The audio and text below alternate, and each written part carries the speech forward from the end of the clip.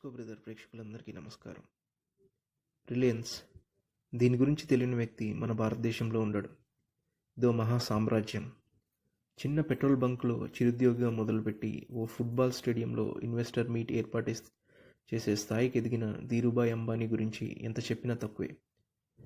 ఇండియాలో top business సంస్థగా లక్షలాది మందికి ప్రత్యక్షంగా ఉద్యోగాలను కల్పించిన ఈ సంస్థ ఆయన హయాంలోనే 10 మెట్లు ఎక్కితే కొడుకుల హయాంలో అది 100 మెట్లకు చేరింది. అయితే కొడుకులిద్దరూ కొట్టుకోవడం వల్ల పరిస్థితుల్లో మార్పులు వచ్చాయి. ఒకసారి హిస్టరీలోకి వెళ్తే 2002లో ధీరుభాయ్ ఎలాంటి వీలునామా రాయకుండానే కన్నుమూశారు. దీంతో అప్పటి వరకు అతిపెద్ద సామ్రాజ్యంగా ఉన్న రిలయన్స్ ఇండస్ట్రీస్కు ఎవరు సారథ్యం వహిస్తారనే మాట వచ్చింది. ముందు నుంచి అన్న ముఖేష్ అంబానీ, తమ్ముడు అనిల్ అంబానీ మధ్య సానుకూల వాతావరణమే ఉంది. ముకేష్ ఆస్తుల నిర్వహణను చూసుకుంటే, వ్యాపార విస్తరణపై దృష్టి పెడితే తమ్ముడు ఇన్వెస్టర్ రిలేషన్షిప్, ఇతర కార్పొరేట్ సంస్థలతో చర్చలు, ఇతర దేశాల్లో పనులు చక్కబెట్టడం చేసేవాడు. ఎందుకంటే ముకేష్ మితభాషి, తమ్ముడు కాస్త అవుట్స్పోకెన్. ఇలా సజావుగా సాగిపోతున్న తరుణంలో తండ్రి మరణం వీరికి భారీ షాక్నిచ్చింది. అయితే ముకేష్ అంబానీ కాస్త దూకుడుగా ఉంటూ మొత్తం తన కంట్రోల్లో పెట్టుకోవాలని చూశారు అంటారు అప్పటి మార్కెట్ జనాలు. 3 ఏళ్ల పాటు గొడవలు తారాస్థాయికి చేరడంతో తల్లి కోకిలాబెన్ సహా వాళ్ళ కుటుంబ ఆధ్యాత్మిక గురువు శ్రీనాథ్ సమక్షంలో ఇద్దరి మధ్య సయోధ్య కుదిరింది. ఐసిఐసిఐ బ్యాంక్ మాజీ ఎండి కేవి కామత్ సారథ్యంలో ఇద్దరు 2005వ సంవత్సరంలో వాటాలు పంచుకున్నారు. అప్పట్లో రిలయన్స్ విలువ సుమారు 1,00,000 కోట్లు ఉండేది. పెట్రోలియం బిజినెస్లో ఉన్న రిలయన్స్ ఇండస్ట్రీస్, ఇండియన్ పెట్కెమ్ కార్పొరేషన్ సంస్థను అన్న ముకేష్ అంబానీ తీసుకున్నారు.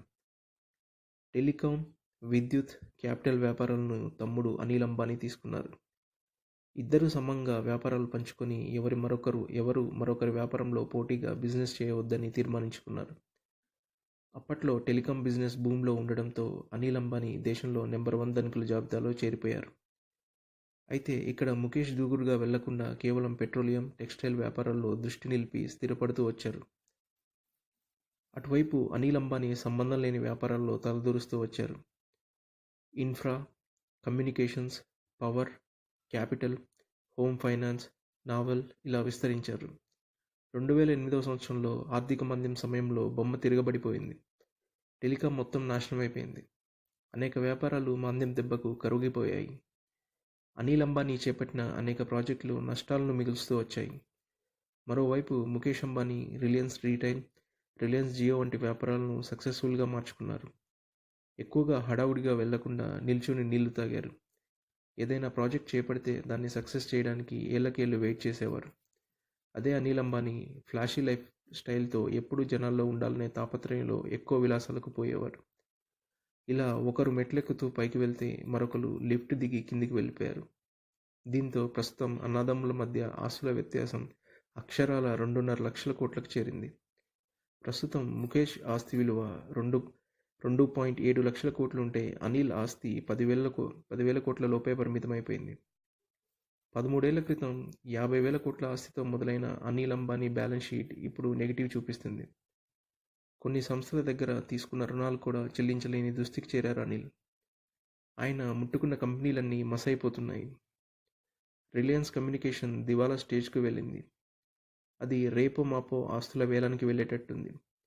ఇక Reliance infra, Reliance capital, Reliance home finance కూడా అదే బాటలో నడుస్తున్నాయి.